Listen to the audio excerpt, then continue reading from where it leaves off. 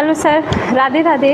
मेरे चैनल सिद्धपीठ श्री संकट मोचन धाम का आज मेरा दूसरा दिन है और पहले सर दर्शकों के लिए हम आपका परिचय जानना चाहते हैं। बहुत बहुत धन्यवाद। मैं बिल्कुल माँ के चरणों में अपना शीश नवा करके मेरे संज्ञान में जितनी भी व्यवस्थाएं हैं वो मैं स्पष्ट सच्चे भाव से मैं आपको बताऊंगा। जी, आप अपना परिचय दर्शकों को ज़रूर बताइएगा। मैं अकेला नहीं परिचय से हूँ, मेरे साथ हमारी पूरी समिति है और वही हम सब का परिचय है। पूरे नगर में अगर देखा जाए तो हमारी समिति की जो चर्चा होती है वही हमारी मंदिर की पराकाष्ठा है और वही हमारे पूरे समिति के एक परिचय का द्योतक है। आप अपना शुभ नाम बता दीजिए। मेरा नाम अवधराज सिंह चौहान है। मैं मंदिर परिसर में ही थोड़ी दूर पे रहता हूँ और बाकी फिर करेंगे। मेरा आपसे एक सवाल है इस मंदिर से रिलेटिव कि इस मंदिर का जो इतिहास है, इस मंदिर का जो इतिहास है हम अपने चैनल के माध्यम से दर्शकों को दिखाना चाहते हैं कि इस मंदिर का इतिहास क्या है। तो हम आपसे जानना चाहते हैं, हमारे जो दर्शक हैं हमारे चैनल के, वो ये चीज़ जानना चाहते हैं कि यह मंदिर कब बना और कैसे बना और इसकी प्राण प्रतिष्ठा कैसे हुई। मंदिर निर्माण में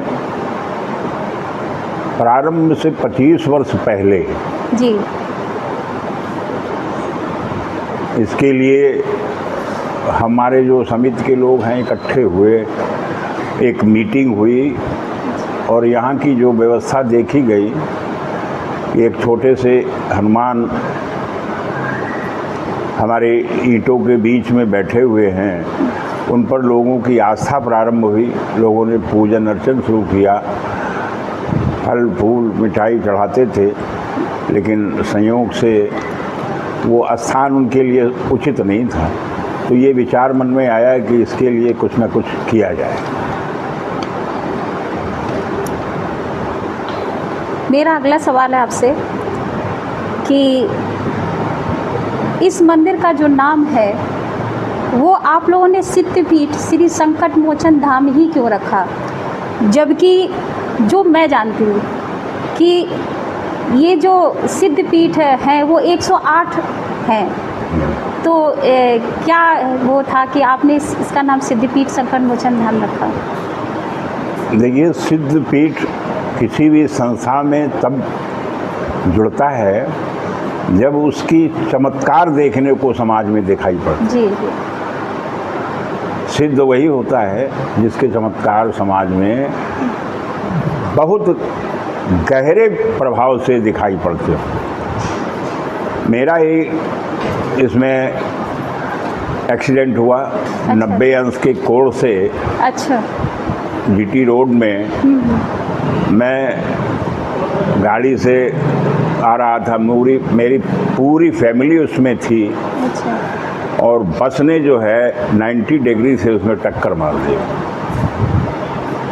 दो पहिए से, हमारी जिस गाड़ी में थे, दो पहिए से खड़ी हो गई और पलट करके खड़ी हो गई। सभी लोग सुरक्षित निकल आए। इससे बड़ा चमत्कार और क्या हो सकता है। जी बिल्कुल, ये तो एक तरीके से बालाजी का चमत्कार हुआ आपके साथ। हमारे इसी तरीके से हमारे पांडे जी की आंख में भी कुछ तकलीफ हुई और कुछ तकलीफ नहीं, बड़ी तकलीफ थी। लेकिन बस इन्हीं के जल के प्रभाव से, शंकर जी के जलाचमन से ही उनका जो है आँख की लाली और ज्योति सुरक्षित है। ये भी एक बड़ा चमत्कार है। आपके बगल में श्यामू भैया बैठे हुए हैं, जो बेटा इनका प्रतिदिन दर्शन करने आता है। अच्छा। उसका भी दर्शन करने के बाद जब यहाँ से जाता है, दैनंदिन अपनी दिनचर्याएँ होती हैं, उसका एक्सीडेंट हुआ, लेकिन बिल्कुल मूल रूप में वो भी सुरक्षित हमारे सामने, हमारे समाज में अपने पिता के साथ है। तो इस तरीके के अद्भुत चमत्कार जिस पीठ के द्वारा, जिस संस्था के द्वारा प्राप्त हो रहे हों, वो सिद्ध पीठ ही होता है। जी बिल्कुल, बहुत अच्छी बात आपने बताई कि कुछ इंसिडेंट हुए जिसमें आप लोगों को बालाजी का पूरा सहयोग मिला। बहुत अच्छी बात है। मेरा अगला सवाल है कि सर, ये जो भव्य मंदिर बना हुआ है, इसको बनाने में कुछ दानदाताओं का जो बहुत ही बढ़ चढ़कर इसमें भाग लिए हैं, जी। क्या आप उनका नाम लेंगे? दानदाता, एक मीटिंग हुई, दानदाता तो बहुत लोगों ने अनाउंसमेंट किए अच्छा। कि मैं ऐसा करूँगा, वैसा करूँगा, लेकिन उन दानदाताओं में सबसे बड़े दानदाता तो हमारे मुन्नालाल दीक्षित जी थे, जी। जिन्होंने प्रारंभ कर दिया यहाँ पे, सब पूरा बिल्डिंग का मटेरियल ला करके यहाँ खड़ा कर दिया और प्रारंभ करा दिया। आज संयोग से वो हमारे बीच में नहीं है, लेकिन मुझे याद है कि मैं उनके पास जब जाता था, बैठता था, तो बीमार थे और कहते थे कि चौहान साहब, क्या ये मंदिर पूर्ण हो जाएगा? तो हम कहते थे, भैया आपने जो कर दिया है वो पूर्ण ही है, उसमें अपूर्णता कुछ नहीं है, क्योंकि निर्माण का कार्य ही सबसे बड़ा पूर्ण कार्य है। बहुत बहुत धन्यवाद। मेरा अगला सवाल ये है कि सर, इस मंदिर में बहुत बड़ा मंदिर बन गया है, कुछ कार्यक्रम भी होते होंगे, तो उसका थोड़ा सा आपने बिल्कुल पूरे कार्यक्रम होते हैं। मंदिर की मर्यादा, मंदिर के सनातन धर्म की कार्यों से ही पहचानी जाती है। यहाँ पूरे कार्यक्रम होते हैं। नवरात्र में, दोनों नवरात्र में यहाँ पे पूजन भजन पूरे 9 दिन, सुबह आरती, शाम को आरती, और सप्तमी के दिन यहाँ महिला जागरण होता है, जो पूरी रात जागरण चलता है धूमधाम से, और भंडारा, कन्या भोजन। दूसरी चीज़ है कि कंबल वितरण का भी कार्यक्रम हम गरीबों को इसी मंदिर के माध्यम से बहुत अच्छी बात है। बहुत बहुत धन्यवाद मेरे सवाल का जवाब देने के लिए। मेरा अगला सवाल ये है कि सर, यहाँ कुछ राष्ट्रीय पर्व जरूर मनाए जाते होंगे? बिल्कुल मनाए जाते हैं। हमारे यहाँ राष्ट्रीय पर्व, हम अपने प्रांगण में राष्ट्रीय ध्वज फहरा करके स्वतंत्रता दिवस, 15 अगस्त, 26 जनवरी, गणतंत्र दिवस, 2 अक्टूबर, गांधी जयंती इत्यादि जो हमारे राष्ट्रीय पर्व हैं, जो मान्यता है हमारे भारत की मानचित्र में, उनको हम बड़ी धूमधाम से मनाते हैं और बहुत अच्छी गैदरिंग के साथ यहाँ लोग आते हैं हमारे पास। बहुत बहुत धन्यवाद। मेरा अगला सवाल है कि इस मंदिर प्रांगण में हमने एक साईं बाबा की मूर्ति देखी, जी, उसका क्या संक्षेप में आप? बहुत बढ़िया सवाल है। जैसा कि हमारे तमाम महापुरुषों ने या महात्माओं ने जो है बड़ा विरोध किया था कि साईं बाबा की मूर्ति जो है मंदिर में नहीं होनी चाहिए, जी। लेकिन मैं ये समझता हूँ कि जिसके प्रति आस्था है, वो चाहे जिस रूप में हो, हम उसको अपने मंदिर में स्थान दे सकते हैं। हमारी आस्थाएं होनी चाहिए। तो इसके विषय में हमारे एक लेबर इंस्पेक्टर थे दीक्षित जी, अच्छा। उनकी पत्नी जो है वो साईं बाबा की बहुत बड़ी भक्त थी। अच्छा। तो उन्होंने आग्रह किया कि ये मंदिर में क्या मैं साईं बाबा की मूर्ति रख सकता हूँ। देखिए, देव पुरुष हैं, आज यहाँ उसका प्रचार प्रसार नहीं है, लेकिन महाराष्ट्र में साईं बाबा बहुत ही अलौकिक ढंग से पूजन अर्चन पाते हैं वहाँ। तो उनके भी भक्त बहुत अनन्य है, बड़ा प्रचुर धन सम्मान है उनके यहाँ। तो उनके माध्यम से यहाँ पे ये कार्यक्रम हुआ, और जो आगे का फाउंडेशन है वो भी सब दीक्षित जी ने ही करवाया। कि अगर मैं मूर्ति स्थापित कर रहा हूँ तो उसकी पूरी छाया भी हमारे साथ रहेगी। तो ऐसे साईं बाबा हमारे मंदिर में पधारे। चलिए, बहुत अच्छी बात है कि साईं बाबा की भी मूर्ति आपके यहाँ है।